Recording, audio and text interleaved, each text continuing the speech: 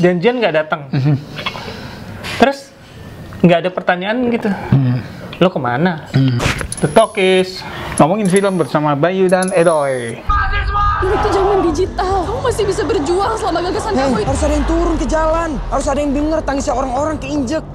Tapi kamu lupa sama tangis orang-orang yang udah terbukti lebih dulu sayang sama kamu. Oke, Dear Nathan, thank you Salma. Oke, ini seri ketiga nih ya. Iya. Dari trilogi Dear Nathan. Yang terakhir kali ya. Yang nonton lo nih. Jadi full disclosure, gue belum nonton, Bayu nonton. Jadi Bayu lengkap. Oke. Dari trilogi ini tiga-tiganya dia nonton. Gue nonton yang pertama, kedua, yang ketiga nih masih belum sempet. Tapi yang jelas sutradaranya ganti nih, Bay. Ya. Dari Indra Gunawan ke Kunz Agus. Nah, agak berasa banget sih kayaknya. Kenapa? Berasa sih gua. Nah, oke. Sinopsisnya dulu, Bay. Sinopsisnya. Jadi ini masih bercerita tentang sepasang kekasih, Nathan yang diperankan oleh Jeffrey Nicole dan Salma yang diperankan oleh Amanda Rolls. Mereka udah kuliah nih. Kalau yang pertama dan kedua kan SMA ya? SMA. Nah, kuliah ini mereka kayaknya di sekolah yang berbeda. Terus di kampus yang berbeda di kampus yang berbeda dan udah jadi aktivis nih si Nathan. Nathan aktivis yang demo ke jalan. Kalau dulu kan anak suka berantem gitu ya, dia masih begitu, tapi untuk apa ya, perjuangan idealisme. Okay. Jadi energi pemberontaknya tuh dipakai ke jalur yang lebih tepat ya? Entah lebih tepat atau enggak. Iya, pokoknya buat menyuarakan kegelisahan gitu kan, bukannya buat pakai berantem. Ya, terus jadi di kampusnya Nathan itu ternyata ada kasus pelecehan seksual. Temen sekelasnya dia nih, satu jurusan. Indah Permatasari ya? Ya, sebagai Zana namanya. Jadi seperti kisah pelecehan seksual lainnya, di mana korban ini ya jadi korban gitu. Dan 2 kali biasanya ya? Pelakunya adalah orang yang punya power, dan korban nggak berdaya. Nah, di sini adalah gimana aksinya si Nathan untuk men-turn around itu gitu. Tapi selain itu ada juga kisah si percintaan Salma. mereka dong. Oh, oke. Percintaan Salma dan Nathan, di mana udah mulai grow apart nih karena si Salma kan bukan tipe yang pencari keonaran gitu. Jadi nggak cocok sebetulnya. Banyak yang nggak cocokan kalau menurut gua. Semakin kesana udah makin banyak yang nggak cocokan. Terus muncul lagi Hardito Pramono yang jadi Another Kale. iya, Karakternya sama kan kayak gitu ya? iya, jadi kakak yang perhatian, sehingga mempengaruhi hubungan mereka. Itu sih sinopsisnya. Oke. Tadi lo bilang ganti sutradara dari Indra Gunawan ke Kunz Agus, berasa banget. Berasanya di mana, Bay? Oke, jadi gini, mungkin gue cerita dulu tentang Dear Nathan ya. Oke. Gue film Dear Nathan maupun kelanjutannya yang mirip-mirip. Hello Salma. Ya, pada saat gue nonton itu, gue nggak punya harapan apa-apa, kecuali gue memang suka film percintaan SMA gitu ya. Ada Apa Dengan Cinta lah, Dylan gue suka. Pada saat gue Dear Nathan, gue agak-agak nggak menaruh harapan apa-apa pada saat nonton, cuman pengen ya just for the heck of it gitu. Ternyata pada saat gue nonton gue suka karena apa ya, jadi ya sebetulnya ceritanya kan klasik, bad boy dan pretty girl gitu ya, di sekolah itu yang cross path, terus mereka mulai saling perhatian satu sama lain, tapi juga dibumbuin sesuatu yang itu kan ringan gitu ya, tapi dibumbuin sesuatu yang misalnya kalau kayak di Dear Nathan kan ibunya tuh sakit jiwa, ternyata keluarga broken home gitu. Ada sesuatu yang berat juga sebagai twist. Ada substansinya ya, Bay? Ada substansinya. Tapi itu sebagai apa ya, bumbu sebetulnya, bumbu di mana fokus dari cerita itu adalah Salma dan Nathan. Ya mungkin wajar aja karena kehidupan di SMA ya belum serius ya, ya dimana cinta monyet itu segalanya bagi mereka berdua, mungkin juga itu. Dan gue sukanya film Dear Nathan tuh ngalir banget, jadi dia kayak adegannya tuh dari satu scene pindah ke scene lain itu smooth banget gitu, berjalan terus tanpa musik yang sebagai background tuh minimal gitu, kecuali nggak distracting ya. Nggak distracting, jadi bener-bener gue suka banget gitu. Bahkan pas gue nonton, wow, gue suka sehingga gue nonton berikutnya gitu.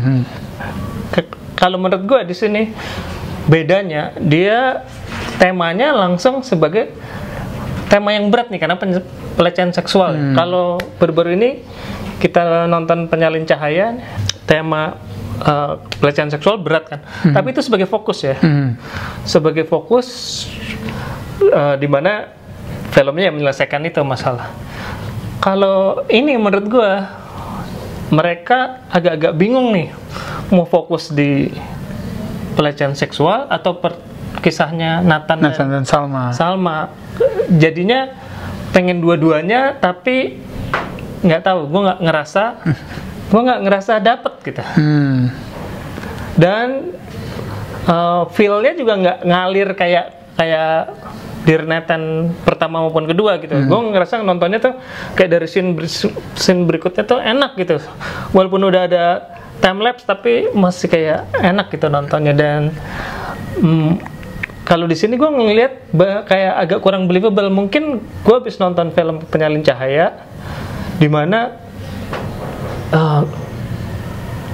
actingnya tuh luar biasa sehingga gue percaya apa yang terjadi di screen gitu. Nah gitu, jadi gue ngerasa acting, memang beberapa pemain actingnya mumpuni gitu, tapi mungkin peran pembantunya gue ngelihat masih kayak acting gitu. Gue nggak ngerti bedanya, tapi pada saat gue nonton Penyalin Cahaya, gue percaya apa yang mereka katakan semua gitu, bahwa itu beneran terjadi sama mereka gitu. Kita percaya dengan kata-kata yang keluar dari mulut mereka ya. Iya, seolah-olah kita nonton kehidupan mereka. Nah kalau ini belum selevel itu kalau masuk. Oke lah, Jeffrey Nicole, si Amanda, oke. Tapi, nah itu tadi gue merasa sulit masuk ke situ. Mungkin nggak tahu gue sendiri, tapi gue ngerasanya gitu. Dan gue juga nggak ngerasa ngalir tadi. Gue nggak ngerasa kisah cinta yang diperjuangkan di film itu antara Nathan dan si Salma itu harusnya berakhir seperti itu gitu. Oh, jadi nggak mau spoiler kan ya? Nggak, tapi gue nggak, maksudnya gue nggak believe bahwa itu yang terjadi di screen gitu. Walaupun kondisinya kan gini, kalau kita pernah ngalamin ya, maksudnya banyak yang jadian di SMA gitu, memang kuliah terus beda kampus, itu mau nggak mau memang selain jarak secara fisik, akhirnya memang secara komunikasi juga ada jarak, ngaruh banget tuh biasa gitu kan. Nah jadi mestinya setting seperti itu membuat konflik konflik kesenjangan hubungan mereka tuh masuk akal ya. Iya kan, maksudnya lo percaya seperti itu kan. Apa yang salah di film ini sehingga lo nggak ngerasa dapet gitu loh? Iya, gue ngerasa nggak tahu jadi spoiler. Apa ya, mereka memaksakan bahwa cinta sejati antara si Salma dan Nathan gitu. Oh, jadi lo berharap memang ending itu yang kayak 2 garis biru gitu kan, lebih realistis gitu. Dilan 2 garis biru, lebih realistis gitu. Dan natural, maksudnya progressionnya tuh bukan dibuat-buat, bukan salah sangka ketemu cewek. Nah terus yang gua keberatan juga mungkin ini apa ya, bukan penyakit tapi penulis cerita romance yang gua lihat belakangan ini, kayaknya mereka nggak menulis tentang komunikasi antar pasangan gitu.